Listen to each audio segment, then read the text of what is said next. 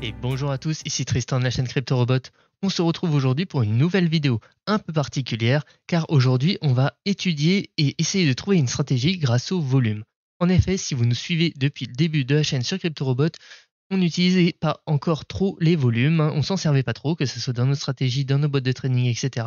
On n'a jamais énormément parlé des volumes et j'ai donc voulu me renseigner un peu sur ce qui était possible de faire grâce aux volumes. Et j'ai trouvé notamment un indicateur qui est un indicateur assez complexe, hein, qui s'appelle Traders Reality. Alors, vous pouvez le retrouver en tapant Traders Reality. Et c'est un indicateur vraiment avec plein d'informations, avec plein de barres, etc. Je suis pas un grand fan des indicateurs avec plein comme ça de charts, etc. Mais un truc qui m'a intéressé, c'est la couleur des bougies. Donc sur ce que j'ai essayé de faire, du coup, c'est un peu de créer un peu mon propre indicateur que je vous partagerai bien évidemment, où vous n'avez pas toutes ces informations et j'ai recréé un peu le fait de n'avoir que les bougies de certaines couleurs. Donc on va expliquer ensemble dans cette vidéo à quoi correspondent un peu ces couleurs. On va aussi expliquer comment recréer cet indicateur sous Python afin de pouvoir appliquer des stratégies et des backtests et faire tourner des stratégies. Et enfin, on finira par un petit exemple de stratégie que j'ai trouvé en essayant un peu justement de trouver certains patterns visuellement. Et on va voir ensemble si cette stratégie est bonne ou mauvaise. Sur ce, je vous souhaite à tous une très bonne vidéo. Alors pour commencer, je pense que le plus important, c'est peut-être déjà de comprendre un peu les couleurs associées à ces bougies. Donc déjà un petit point sur les volumes, hein. Les volumes, c'est les barres que vous voyez en dessous ici. Et petite information quand même pour ceux qui ne le savent pas, les volumes verts ou les volumes rouges, en fait, n'ont pas vraiment de sens. La couleur indique simplement si la bougie a été rouge ou verte. Donc déjà, sur ce, je veux pas que ça soit biaisé, je veux vraiment que tout le monde puisse bien comprendre, hein. Les volumes, que ça soit vert ou rouge, c'est la même chose, hein. C'est juste que la couleur va changer en fonction de la couleur de la bougie, tout simplement. Si on est dans un jour positif, les volumes vont être verts, et si on est dans un jour négatif, les volumes vont être rouges. Mais potentiellement, quand même, ce que ça veut dire, c'est que si on a eu beaucoup de volume avec une grosse bougie rouge, ça veut dire qu'il y a eu beaucoup plus d'acheteurs que de vendeurs, il y a eu beaucoup plus de vendeurs que d'acheteurs, pardon. Donc c'est une information qui est importante à prendre en compte.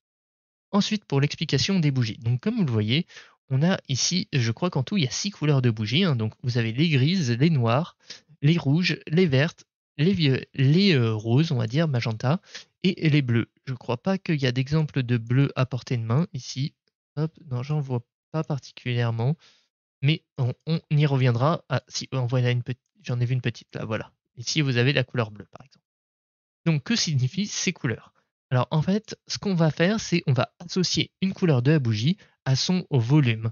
Donc, pour ça, ce qui va se passer, c'est que par exemple, si on prend les bougies rouges, et on va tout simplement dire que si on est actuellement sur le plus haut volume des 10 dernières périodes, ça va être tout simplement une bougie rouge. Ça peut être le plus haut volume ou plus de 100% de volume, enfin plus 100% du coup de volume habituel. Donc c'est vraiment pour remarquer un peu les anomalies de volume et les grosses sessions de recharge ou de décharge.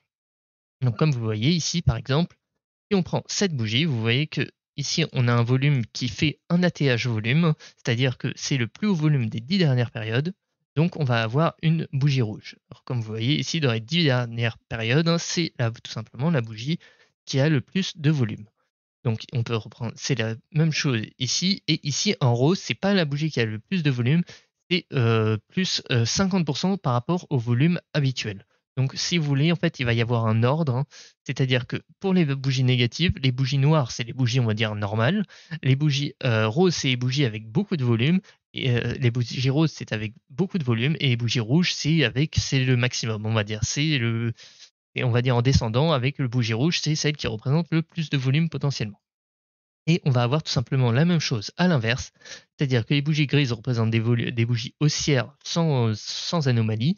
Les bougies bleues, alors si je la retrouve, la petite bougie bleue, voilà, représentent une bougie haussière avec plus de volume, hein, c'est-à-dire avec au moins plus 150% de volume. Et enfin, les bougies vertes représentent soit plus de 100%, soit un ATH volume.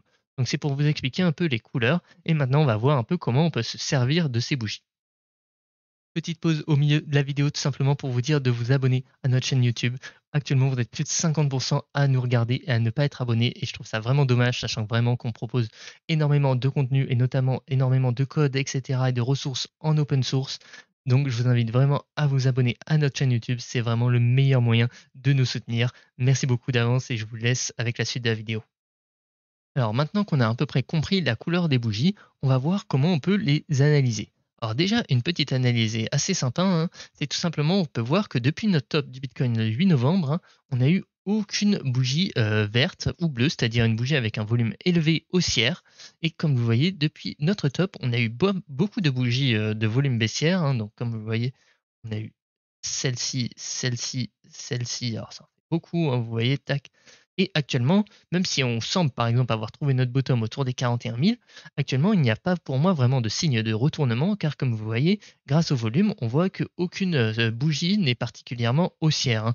Toutes les bougies sont des petites bougies de volume, sont des petites bougies haussières, mais on n'a pas vraiment de grosses impulsions avec des gros volumes notamment, c'est-à-dire que là, la hausse qui se passe en ce moment, c'est tout simplement dû au fait que les vendeurs ont arrêté un peu de vendre, mais on n'a pas pour autant beaucoup d'acheteurs. Et pour moi, c'est pas un signe de force. Et actuellement, c'est pourquoi je ne me positionnerai pas actuellement si est-ce que le Bitcoin a trouvé son bottom ou pas. Car pour moi, je ne vois pas actuellement de regain des acheteurs. Et cela, je trouve un peu inquiétant. Alors, une autre manière un peu de l'analyser, et c'est ce qu'on va essayer d'appliquer un peu plus tard dans la stratégie, c'est d'essayer de trouver des points de retournement. Et tout simplement, ici, on a un très bel exemple d'un point de retournement, c'est-à-dire qu'on a une belle bougie verte d'impulsion qui est juste après repoussée par une belle bougie rouge de volume, hein, qui est englobée à l'intérieur de la bougie précédente. C'est-à-dire que comme vous le voyez, ici la bougie rouge est plus petite que la bougie verte et elle est dans le sens inverse avec dans les deux cas énormément de volume. Et pour moi, ça c'est vraiment des signes de retournement de marché et on va le voir un peu en appliquant ça peut-être sur d'autres time frames. Mais juste pour revenir un peu d'abord sur les explications un peu des volumes, comme vous voyez, quand on recule un peu, les impulsions se font toujours avec des volumes à l'origine, hein. Quand on voit quand on a repris de la force haussière, c'est le 21 juillet, et vous voyez que c'est par une bougie de volume verte. Et après, on a enchaîné quelques bougies de volume avant de reprendre certaines bougies bearish. Mais c'est pour vous dire que les regains de marché se font toujours par des grosses bougies de volume haussière. Si on doit regarder, si on doit aller voir le début du bull run, quand est-ce que le début du bull run a commencé? Alors déjà, si on peut aller voir, on a hop hop hop, déjà on a Mars, hein, qui va être assez intéressant. Comme vous voyez, comme je vous l'ai dit, les signes de retournement, une grosse bougie rouge et une bougie verte englobée à l'intérieur. Donc ça, c'est un retournement haussier. Donc comme vous voyez, ça marche pas forcément tout le temps parce que, comme je vous l'ai dit, ici pour moi, ça c'était un signe de retournement aussi. C'est-à-dire une bougie verte et une bougie rouge. Donc ça aurait été un signe de retournement qui n'a pas exactement fonctionné, mais comme on le voit, on n'a pas non plus été très haussier par la suite de ça. Donc après, vraiment, ce qui enclenche en fait tous les gros mouvements, c'est des bougies de volume, hein. Donc comme vous voyez, ici à le début de notre bull run, d'abord on était au D1000, hein, ce qui nous a permis d'aller passer la barre des 10 000, c'est des bougies de volume ici, hop. Et ensuite, vraiment, la bougie qui va peut-être lancer pour moi le bull run, c'est celle-là, celle du 21 octobre, comme vous voyez ici, qui a explosé la barre des 12-13 000, hein. Et après, c'est pratiquement pas arrêté. On a fait une petite pause en 20 000. Et pareil, qu'est-ce qui a cassé les 20 000? Une bougie verte, une bougie de volume. Donc c'est vraiment pas étonnant, hein. Et tout ça pour vous dire que pour moi, c'est vraiment une information très importante à prendre en compte et vraiment capitale dans vos prises de décision de trading. Donc, comme vous l'avez compris, pour moi, l'analyse des volumes a vraiment une valeur ajoutée, on va dire, en plus des années chartistes, tout simplement des courbes, des résistances et des droites de tendance, etc. Pour moi, ça a vraiment son importance. Et comme je vous l'ai dit, comme vous voyez ici, depuis notre top, on n'a eu aucune bougie de volume bleue ouverte, ce qui est pour moi vraiment qu'il n'y a pas encore de signe de retournement de marché. Donc, pour moi, je ne me positionne pas encore, même si on a potentiellement trouvé, comme vous voyez ici, un petit bottom sur les 40 000. Pour moi, il n'y a pas encore de signe, on va dire, de reprise de force, notamment comme les signes qu'on aurait pu voir, par exemple, comme je vous l'ai dit, à ces moments-là, par exemple. Donc, maintenant qu'on a un peu vu l'analyse en global, on va essayer d'analyser un peu ce dont je vous ai parlé, les signes de retournement. Pour ça, on va baisser un peu en time frame, hein, pour faire une stratégie qui est possible. Alors d'ailleurs, en ce moment-là, on voit que récemment, si on passe sur du 15 minutes, on a eu beaucoup de volume haussier, plutôt des signes de retournement, là aussi, hein. Mais si on doit reprendre un peu ce que je vous ai dit avec les signes de retournement. Donc un signe de retournement, ben, par exemple, ici on en a un avec une bougie bleue, pour moi c'est ça. C'est exactement une grosse bougie rouge avec une bougie bleue ouverte, englobée à l'intérieur de cette bougie rouge, qui fait en même temps un bottom. Et ça, comme vous voyez, pour moi c'est un très bon signe de retournement. On va essayer d'en avoir un peu plus. Alors, j'essaie de trouver des petits. euh, signe de retournement, et ben vous voyez ici on trouve le top parfait encore une fois avec ce beau signe de retournement, une grosse bougie verte et une petite bougie rouge actuellement, hein, qui fait un peu le signe de top, hein. Donc ici par exemple on pourrait essayer d'ouvrir un short ou quoi que ce soit. Donc on va essayer de continuer à en faire quelques à la main comme ça, hein. Et après bien évidemment on essaiera de passer un peu à un backtest pour voir si cette stratégie est viable. Donc là pareil, hein, encore une fois, signe de retournement. Hop, comme vous voyez, grosse bougie rouge, petite bougie verte, hein, et vraiment c'est, des fois c'est vraiment magique, hein, comment ça arrive à trouver les bottoms. Comme vous voyez ici, boum, on arrive dessus, on trouve le bottom. Alors, est-ce qu'on en a d'autres? Alors là, par exemple, ici, on a un cas, voilà, qui pourrait être un signe de retournement. Ici, on en a 2, hein, qui sont assez légers, qui sont pas, voilà, vraiment les gros signes, bien visibles qu'on peut voir, précédemment, mais c'est des signes qu'il va falloir prendre en compte, notamment dans la stratégie, hein. Donc ici, d'après les règles, en tout cas qu'on s'est fixé pour l'instant, ça serait des signes de retournement, c'est-à-dire une bougie bleue, une bougie rouge englobée à l'intérieur de la bougie bleue, et c'est le cas ici pareil. Donc après, une condition que je me suis dit qu'on pouvait peut-être du coup rajouter pour indiquer un signe de retournement, c'est que la bougie, la première bougie, c'est donc par exemple ici celle-là ou celle-là, doit être, d'une certaine taille pour pouvoir valider, on va dire, notre retournement. Après la taille précise, pour l'instant, c'est dur à dire. Donc voilà, ici du coup un signe de retournement, pareil, hein, ici vous voyez on trouve le bottom. Donc on trouve le bottom assez haut, hein, mais comme vous voyez ici, on n'est jamais redescendu en dessous de ce point après ce petit signe de retournement. On va essayer d'en trouver encore un ou deux. Alors ici voilà, par exemple, ici pareil, il y en a un léger, hein, on peut voir. Donc voilà, bougie verte, bougie rose englobée. Comme vous voyez, encore un petit signe de retournement. Encore une fois léger. Peut-être est-ce qu'on le prend par rapport à la taille de la bougie? C'est compliqué à dire.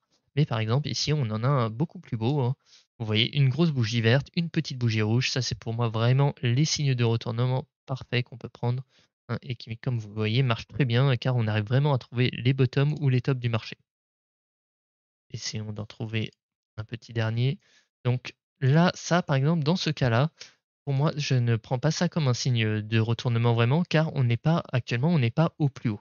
Donc vous voyez, pour moi, les signes de retournement, depuis le début, à chaque fois, je vous les montre, c'est des signes qui sont au plus haut, c'est-à-dire qu'actuellement, on est à la, on va dire, à l'ATH des 20 dernières périodes, par exemple. Ici, comme vous voyez, on n'est pas à un plus haut, donc pour moi, je ne prends pas ça en compte comme étant un signe de retournement. Donc, on va essayer de s'en trouver un dernier pour la route et après, on passera un peu au code. Donc voilà, comme on peut le voir ici, pour moi, on a un autre beau signe de retournement. Voilà, un bottom. Alors pareil, alors là, ça va dépendre du nombre de périodes, hein. Donc si on prend 20, voilà, si on prend 20, ça passe, vous voyez. Donc si on prend 20, voilà, on est à un bottom, une grosse bougie rouge, petite bougie bleue, signe de retournement aussi. Et comme vous voyez, quand je vous montre ça comme ça, c'est pratiquement magique.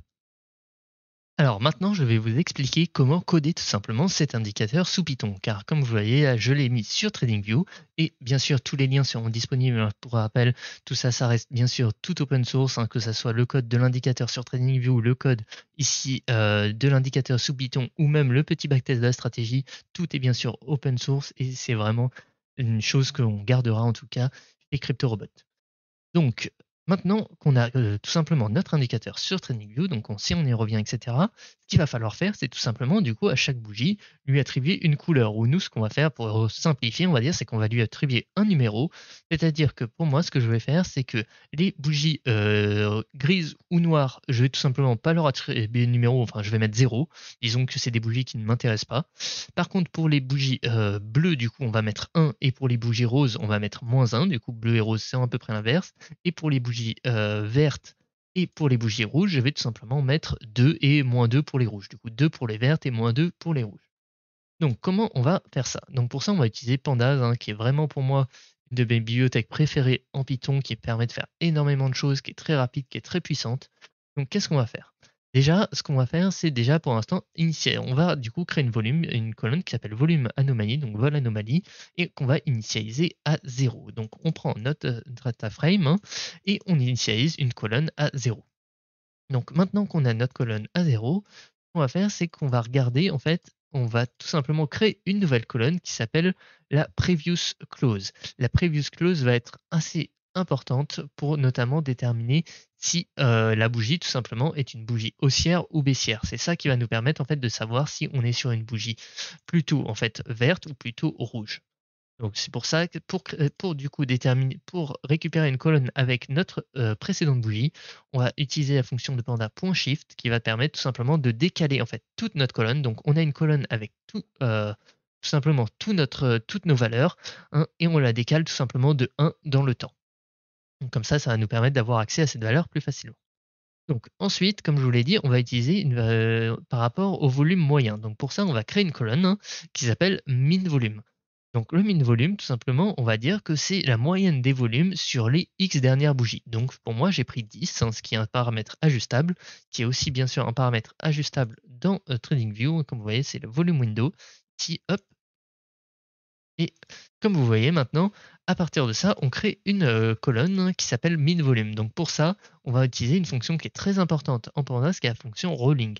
Donc comme vous voyez, rolling ici va nous permettre en fait de faire la moyenne sur les 10, car en fait rolling on dit sur combien de périodes. En fait c'est un roulement en fait en français. On pourrait tout simplement se traduire ça par un roulement, c'est-à-dire que on va pour chaque nouvelle bougie, on va prendre les 10 dernières et ainsi de suite, hein. Et donc sur ces 10 dernières bougies, on va faire la moyenne, point min. Ça reste assez basique. Ensuite, ce qu'on va faire, c'est essayer de voir si on est au max volume. Donc, comme je vous l'ai dit, il y a deux cas pour les bougies vertes et pour les bougies rouges. Soit on vérifie qu'on est à plus de 200% de notre volume moyen, soit on vérifie qu'on est à un ATH volume. Donc pour ça, on va tout simplement créer une nouvelle colonne qui s'appelle le max volume, qui va déterminer notre volume maximum. Donc pour ça, tout simplement, on va réutiliser la fonction rolling, hein. Comme vous voyez, on va faire du coup notre volume.rolling de 10, toujours pareil, avec un paramètre. Et cette fois, on va utiliser max. Donc maintenant qu'on a utilisé, en fait, qu'on a créé toutes ces colonnes, on va pouvoir vraiment attribuer nos valeurs. Car c'était vraiment ça des prérequis, on va dire, pour pouvoir commencer à coder notre indicateur. Donc tout simplement, la première règle, on va vérifier que si notre volume est supérieur du coup à 150%, donc 1,5 fois la moyenne de notre volume, on va tout simplement dire que notre volume anomalie a une valeur 1. Donc ça va être pour le cas des bougies bleues et des bougies roses, hein. Si on a une bougie qui est supérieure, si le volume est supérieur, on va dire, au volume moyen de 150% pour les bougies bleues et roses, on va tout simplement lui attribuer la valeur 1. Donc ensuite, on va vérifier si c'est 2 fois supérieur, donc ça c'est pour les bougies vertes et rouges, hein. On va ici lui attribuer la valeur 2, si exactement la même chose, on va vérifier que notre volume est supérieur à 2 fois la moyenne de notre volume. Dans ce cas-là, on va lui attribuer la valeur 2. Et comme je vous l'ai dit, il y a un dernier cas qui va être aussi associé aux bougies vertes et rouges, c'est si le volume est à son ATH volume. Donc comme c'est le cas par exemple sur cette bougie, hein, comme vous voyez, cette bougie actuellement, c'est le plus haut volume des 10 dernières périodes, hein. Donc c'est tout simplement une bougie verte. Et dans ce cas-là, moi j'ai décidé de lui attribuer 3 afin d'avoir une petite différence entre le 2 et le 3 que potentiellement qu'on puisse utiliser. Mais c'est la même chose, en gros, le 2 et le 3 correspondent aux bougies vertes et rouges. Et tout simplement, ce que je vais faire après, c'est que je vais changer du coup la valeur en fonction de si on était sur une bougie positive ou négative.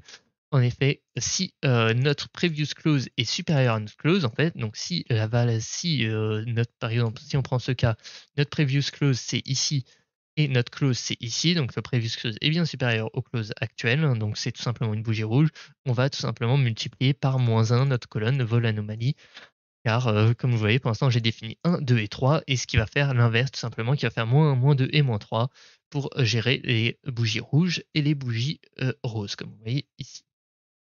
Et à partir de ça, on a tout simplement fini de coder notre indicateur. Donc vraiment, quand vous codez un indicateur, souvent en fait, il va falloir utiliser Pandas et utiliser vraiment tous les atouts de Pandas. Donc notamment, c'est des fonctions qu'on va revoir très souvent, les fonctions rolling, les fonctions shift, les fonctions min, max, etc. Une fois que vous avez vraiment compris comment votre indicateur est fait, hein, donc ça c'est vraiment la première étape, hein. La première étape, ça va être de comprendre comment calculer votre indicateur. Et une fois que vous avez compris, il va falloir essayer de le retranscrire en Python, donc souvent avec de la librairie Pandas du coup.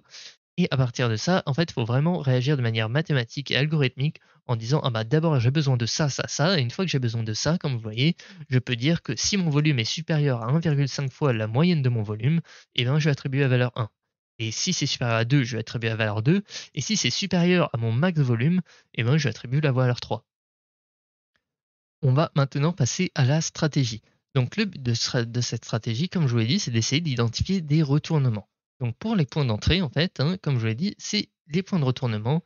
Donc on va essayer d'en retrouver un à portée de main ici. Donc par exemple, un point de retournement, ça serait du coup ça. Ça c'est typique du point de retournement, c'est-à-dire une grosse bougie verte et une bougie rouge ou rose englobée à l'intérieur de cette bougie verte. Donc ça, c'est notre point d'entrée. Pour le point de sortie, j'ai pas encore vraiment pris le temps d'optimiser, etc., un bon point de sortie, mais je me suis dit que j'allais réutiliser un indicateur qu'on avait vu dans notre dernier épisode de True Strategy, le William R. Donc le William R qui est tout simplement un indicateur de momentum qui va nous essayer de nous aider à déterminer certains tops, certains bottoms, etc.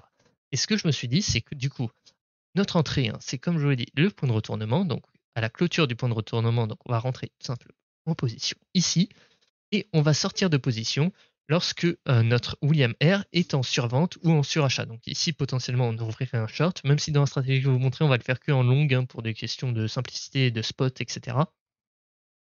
Mais ici, on prenait la stratégie dans les deux sens. Ici, on ouvrirait un short et on fermerait la position lorsque notre William R devient en survente. Donc comme vous voyez, il rentre en survente à la clôture de cette bougie. Donc ici, voilà, on clôturerait tout simplement notre position à la clôture de cette bougie rouge ou ce qui nous ferait un petit trade positif du coup à plus 0,7% car on serait en short. Donc on va essayer de trouver un long pour montrer l'exemple. Donc un long, voilà, par exemple ici, bougie de retour, pattern de retournement, grosse bougie rouge, bougie verte englobée à l'intérieur de cette bougie rouge. Donc on achèterait, on ouvrirait un long ici et on le clôturerait dès qu'on passe en surachat, donc à la clôture de cette bougie. Ici, voilà un petit trade encore à plus 1% et on pourrait continuer ainsi de suite. Donc si on cherche un long, voilà, un autre long, ici, ça serait ici, grosse bougie rouge, petite bougie verte, retournement, on achète à l'ouverture, on ouvre notre long ici et on le clôture en surachat, donc à la clôture de cette bougie ici. Donc petit trade à plus 1,9%. Donc maintenant pour faire cette stratégie, donc j'ai préparé le code et on va vraiment pas rentrer en détail sur le code, c'est pas le but de cette vidéo, mais bien sûr tout le code sera disponible sur GitHub, ça sera à l'intérieur du projet du dernier épisode de True Strategy, donc le C'est votre project, et tout ça, ça va bien sûr open source. Si vous voulez aller jeter un coup d'œil, essayer par vous-même, vous pouvez le faire des optimisations, car pour l'instant, j'ai vraiment pas optimisé le code, enfin pas optimisé plutôt la stratégie, mais on va voir comment utiliser ça. Donc la première colonne, c'est nos imports. Ensuite, on va récupérer du coup notre BTC USDT en 15 minutes à partir de Binance. Et on va définir nos indicateurs. Donc pour ça, ce qu'on va faire du coup, c'est d'abord on va virer tout ce qui n'est pas du open high low close ou du volume pour être sûr qu'il ne nous reste rien de bizarre. Donc on va créer notre colonne qui s'appelle vol anneau, du coup pour volume anomalie, qui tout simplement est définie par la fonction que je vous ai présentée tout à l'heure. Donc cette fonction volume anomalie. Hop. Donc comme vous voyez ici, on va faire ci.volume anomality du coup, et on va récupérer notre data frame en entrée et notre window, donc tout simplement la taille qu'on a pris pour le paramètre, donc par défaut c'est 10, donc ici j'ai gardé 10. Donc ensuite on va définir aussi notre minimum, donc comme je vous l'ai dit, pour rentrer en position, pour moi il faut qu'on soit sur un bottom. Donc c'est le cas par exemple ici, comme vous voyez ici la bougie rouge est sur un bottom, c'est-à-dire que c'est tout simplement la bougie la plus basse des 20 dernières périodes. Pour moi, c'est comme ça que j'ai défini le bottom. Si on prend 20 dernières périodes, vous voyez, c'est actuellement la bougie la plus basse. Donc le min 20, du coup, c'est tout simplement en fait le close point le rolling. Vous voyez, on retrouve le rolling de 20, c'est-à-dire qu'à chaque fois, on va garder en tête tout simplement le point le plus bas des 20 dernières bougies. Donc ensuite, le William R, celui-là, vous l'avez vu la dernière fois, c'est en utilisant la bibliothèque TA, donc TA.momentum.williamr avec on définit high, low, close et notre window, donc ici 14. On va ensuite définir candle diff, qui est tout simplement la différence en fait entre l'open et le close, car comme je vous l'ai dit, pour rentrer en position, on va vérifier quand même que notre bougie est assez grande pour pas rentrer par exemple sur ce genre de position que je n'ai pas trouvé comme vraiment étant des signes de retournement, car pour moi la première bougie est trop petite. Donc pour ça, on définit candle diff. Et min diff, je crois que je ne m'en sers pas dans cette stratégie, c'était plus un essai. Mais comme vous voyez, si on veut avoir la différence moyenne des 10 dernières bougies, il suffit de faire pareil, un rolling et un point min. Donc du coup, on a nos indicateurs tout simplement. Hop, on va relancer ça en direct. Et comme vous voyez, du coup, on a la définition de tous nos indicateurs. Donc on peut aller vérifier, par exemple, que à 13h45, hop, on est bien en UTC, pas toutes les dernières données. Oups. Mais si on se met à 13h45, comme vous voyez, ici, il m'indique que la bougie était une bougie 1. C'est exactement ça, bougie 1, ça correspond au bleu. Et là, on voit qu'il y a une -3 aussi à 13h15. Donc voilà, ça correspond exactement ça. À 13h15, c'est une -3, c'est-à-dire que c'est tout simplement une bougie rouge. Donc -2 et -3, c'est bougie rouge. -1, c'est bougie rose. +1, c'est bougie bleue. Et 2 et 3, c'est bougie verte. Tout simplement. Donc comme on voit, on peut vérifier ici sur notre petit data frame que nos valeurs calculées sont tout simplement bonnes. Donc on va tester depuis 2021 par exemple. Donc pour ça, je vais juste présenter les conditions d'achat et de vente. Donc les conditions d'achat. D'abord, on vérifie du coup que le volume anomalie est supérieur à 0. Donc ici, par exemple, si alors, on va prendre du coup, on va essayer de récupérer un trade, voilà, celui-là par exemple. Ici, comme vous voyez, notre volume est bien supérieur. On a bien volume anomalie supérieur à 0 car notre bougie est bleue. Donc ici, ça sera 1. Ensuite, on va vérifier que notre précédente valeur avait un volume anomalie inférieur à 0. Donc ici, c'est le cas, car on a une bougie rouge, donc ici correspondant à -3 ou -2.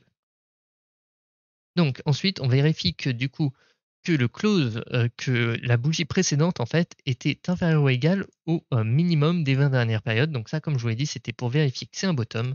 Donc encore une fois, si on revient là-dessus, on voit sur 20 bougies, sur les 20 dernières périodes, c'est bien le point le plus bas. Et enfin, notre dernière vérification, c'est qu'on va vérifier que la différence entre l'open et le close est supérieure à 0,0. Enfin, la différence de la précédente bougie, hein.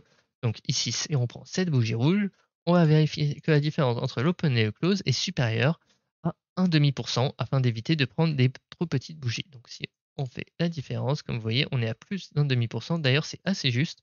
Je vais peut-être, pour le code, diminuer un peu ça. On va par exemple prendre plutôt 0,2,5. Si on est en 15 minutes, je pense que c'est plus raisonnable, hein, et ça nous évitera quand même de prendre, alors je ne sais plus, j'ai les petites bougies qui étaient des faux signaux. Des faux signaux. Tac, tac, tac, voilà, ça nous évitera par exemple de prendre. Non, c'est pas ici, pardon. J'ai plus les exemples en tête, mais si vous vous souvenez, voilà, ici, par exemple, ça nous évitera de prendre ce signal qui, comme vous voyez, si on le mesure, est à seulement 0,07%. Donc on ne rentrera pas ici en position. Donc, on va passer maintenant à ma condition de vente. Ma condition de vente, comme vous l'avez vu, est très simple. C'est tout simplement, on va vérifier que le William R est supérieur au William R de surachat. Oups, pardon. Alors, pac, pac, pac. Donc, si on revient sur les dernières bougies et le dernier trade qu'on devrait avoir, qui était du coup celui-là, on va tout simplement vendre quand notre William R est en surachat, donc ici à la clôture de cette bougie, ce qui devrait normalement nous faire un petit trade de plus 1% ici. Donc une fois qu'on a défini nos conditions et après c'est le backtest totalement classique, hein, on on ne va pas mettre ici de stop loss, pas de take profit, pas de time limit, rien du tout. On va vraiment juste rentrer en position et sortir grâce à nos conditions et on peut par exemple tout simplement run le backtest. Donc ça devrait prendre quelques secondes. Donc comme vous voyez, en commençant à 1000 $, on finit seulement à 1043. Donc ici on voit que c'est pas forcément extraordinaire, hein. Le but étant maintenant d'essayer d'analyser un peu. Donc déjà on peut vérifier sur les trades, hein. Donc, comme on l'a vu, le dernier trade, ça devrait être logiquement ici le 15 janvier. On l'a ouvert du coup à 12h45 logiquement. C'est ça, hein, vous voyez qu'on a bien buy à 12h45 et qu'on a vendu après à 14h30. Donc c'est ici à la clôture de 14h30, c'est ça, hein. Comme vous voyez, on a bien un buy et un sell à ces prix-là et ça va très bien rentrer en compte. Donc on va maintenant du coup analyser un peu plus, hein. Si on doit reprendre un peu, on va prendre aussi le dernier juste en tant qu'exemple. On voit que le 11 janvier à 14h30, je suis rentré en position. On va reculer un peu dans le temps. Hop, hop, hop, hop, hop. Alors, comme vous voyez ici, on n'a pas trop eu, hein, des longues.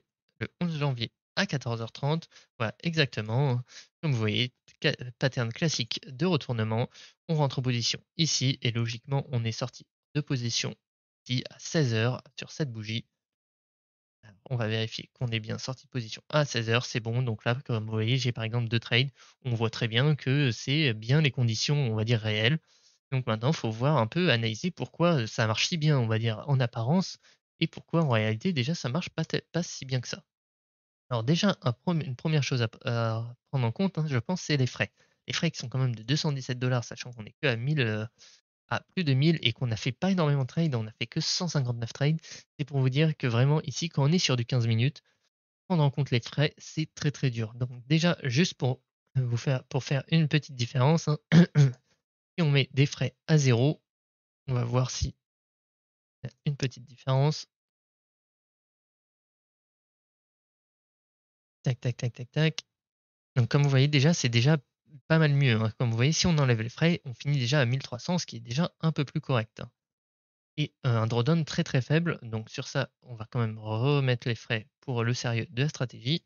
Et c'était pour vous montrer que quand on enlève les frais, c'est déjà pas mal. Et sur ce, du coup, gros point important, hein, quand on fait des bots de trading, le but c'est vraiment de minimiser vos frais, hein. Donc si vous l'installez quelque part, que ce soit sur FTX, sur Binance ou quoi que ce soit, faites attention à réduire vos frais au minimum.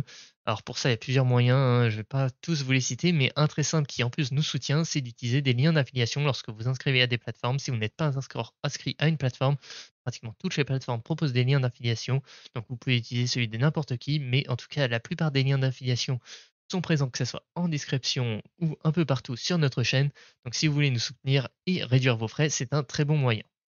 Alors après cette petite pub, tout simplement, on va repasser du coup sur notre backtest, hein. Donc comme vous voyez, une performance très intéressante par contre, c'est le win rate ratio qui est énorme, hein, 67% de win rate, c'est vraiment très bon. Mais comme vous voyez, cependant, hein, on a une final balance qui est assez faible. Donc ça, on va peut-être pouvoir l'expliquer par le plot. Comme vous voyez ici, on a de temps en temps des très mauvais trades, des gros décrochages, hein. Et comme on l'a vu, pourquoi récemment c'est si bon? Ben, comme vous voyez, hein, il y a pratiquement que des bons trades récemment. Alors là, on en a un petit mauvais trade que j'ai pas dû voir. Alors on va voir, tac, tac, tac. Alors on va faire devtrade.in de -20 à 0. On va tout simplement prendre les 20 derniers trades. Alors là, j'ai plus de trades. De -20 de -20 à la fin, pardon. Donc tac, tac, tac. Si on voit, alors on a par exemple un mauvais trade ici le 7 janvier à 17 h. Donc on va voir un exemple de mauvais trade le 7 janvier à 17 h.